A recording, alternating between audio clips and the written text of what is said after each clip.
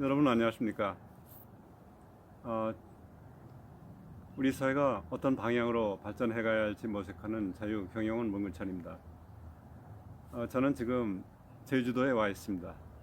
오랜만에 마음이 좀 편해져 가지고 그동안 사실 또 이 대한민국을 부정하는 이 세력들이 또다시 5년의 그 정권을 잡으면 어떻게 할까 마음을 많이 졸였습니다.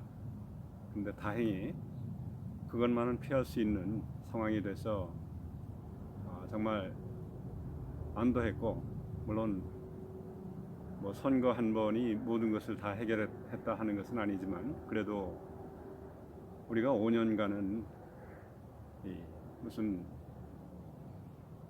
되지도 않는 종전선언이라든지 이런 걸 통해 가지고 국채를 어떻게 해서든 변경을 하고 이것을 자유 대한민국이 아닌 북한을 추종하는 듯한 그러한 그 나라는 되지 않겠구나 하는 그 안도감, 이것은 비단 저뿐만이 아니고 저희 세대, 저희 많은 친구들을, 뭐 어떤 사람들은 애국 동지회니 뭐 이래 가지고 이제 이 답답한 마음을 태극기를 들고 개인 시위를 한다라든지 뭐 이런 그 친구들이 많이 있는데, 애국 동지회 모든 그 동지들, 이런 그 친구들이 다 똑같이 느끼는 그런 그 심정이라고 생각이 됩니다. 그 휴가를 와서 가만히 생각을 해보니까 이 저는 정치 이 이론에 대해서는 잘 모릅니다만 그래도 그동안 살아오면서 생각을 했을 때 이 정치라 하는 것은 결국은 보수주의가 되어야 하는 것이구나. 보수주의 정치 체제죠. 그 왜 그러냐 생각을 하니까 보수주의가 아닌 그 반대를 생각을 해보면 되는 것입니다. 보수주의가 아닌 그 반대 정치 이념이라 하는 것은 혁명을 좋아하는 그러한 정치라고 볼 수가 있는 것이죠. 지난 5년간의 정권, 이 운동권 정권, 이 사람들이 북한과 똑같은 그 정치 국가 국채를 만들려고 했다.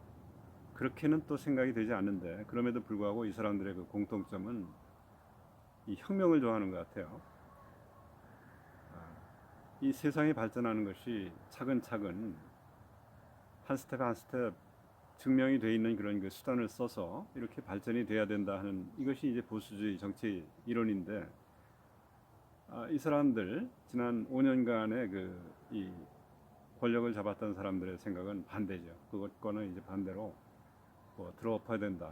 이 혁명을 통해 가지고 어, 적폐를 청산하고 일거에 정의와 공정이 살아 숨쉬는 그런 그 나라를 만들어야 된다. 이렇게 주장을 하는 사람들, 혁명주의자라고 볼 수 있습니다. 그래서 뭐 모든 혁명에 해당되는 무슨 이런 거를 민주화 운동이라고 이렇게 이름을 붙여가지고 전부 역사 속에서 여러 가지 그 이면도 있을 것이고, 이것이 정말로 괜찮은 그 운동이었었는지 하는 것은 따져보려고 생각을 하지 않고 이것을 전부 민주화 운동이다 이렇게 포장을 하는 그런 사람들이죠. 자, 그래서 보수주의 정치 이론이라 하는 것은 무엇이랄까 생각을 해보면은 제일 기본적으로 혁명의 반대편에 서 있는 그러한 그 정치라고 이제 생각이 됩니다. 그래서 이 보수주의라 하는 것은 뭐 이론가들이 얘기할 때는 세 가지의 그 특징을 가지고 있죠. 우선 개인의 자유를 존중한다. 이 자유. 그런데 우리가 지난 5년간 봤지만 이 운동권 정권, 소위 말하는 586 이 세대 586 이 사람들이 시도하는 것은 자유라고 하는 단어를 우리 헌법 속에서 빼고자 했었던 것이죠. 그래서 이 사람들이 추구하는 것은 인민민주주의, 일종의 그 때법에 의한 그러한 이 통치를 추구한다. 이 개인의 자유, 그리고 보수주의 정치 이론의 그 두 번째는 법치라고 볼 수 있습니다. rule of law죠. 여기서 말하는 법치라 하는 것은 우리가 법에 의한 지배다 이렇게 번역만 하면은 이것이 좀 모호합니다. 모호하고 사실은 오랜 전통에 의해서 일종의 그 하나님의 그 뜻에 의해서 이제 사람이 어떻게 이 세상의 그 질서, 협력을 하면서 살아야 되느냐라고 하는 그 이 자연법, 이 원리에 따라서 통치를 해야 한다. 이것이 rule of law죠. 법치. 그래서 법치라고만 하지 말고 이것을 사실은 자연법에 의한 통치다 이렇게 확실하게 번역을 하는 것이 차라리 나을 정도로 이 법치라고 하는 개념은 많이 우리가 약한 실정이고 뭐 그러다 보니까 이제 법률에 의한 통치다. 그러면 이것이 법치가 되는 것처럼 그렇게 얘기를 함으로써 간혹가다 보면은 법률 자체를 헌법을 위반하는 그런 그 법률 실정법이죠. 실정법을 어떤 다수의 어떤 그 횡포 이런 거에 의해서 이제 통과를 시켜놓고 이것을 무조건 따라야 된다 이렇게 하는 것이 법치다. 그런 식으로 얘기하는 그 법학자라든지 뭐 법 뭐 국회의원도 그런 식으로 얘기하는 사람이 있는 것 같아요. 이것은 법치가 아니고요. 법치에 이건 반대가 되는 것이죠. 자연법을 망가뜨리려고 하는 그러한 그 움직임, 이것은 법치가 아니다 하는 것이고, 그래서 이제 보수주의라고 하는 것은 두 번째 특징은 법치라고 볼 수가 있습니다. 그 세 번째도 역시 자유하고 관련이 되는 것인데, 개인의 자유를 존중을 한다 하는 것은 당연히 개인의 자유를 존중하기 위해서는 재산권을 존중을 해야 됩니다. 개인의 소유권, 재산권 이거를 망가뜨리려고 열심히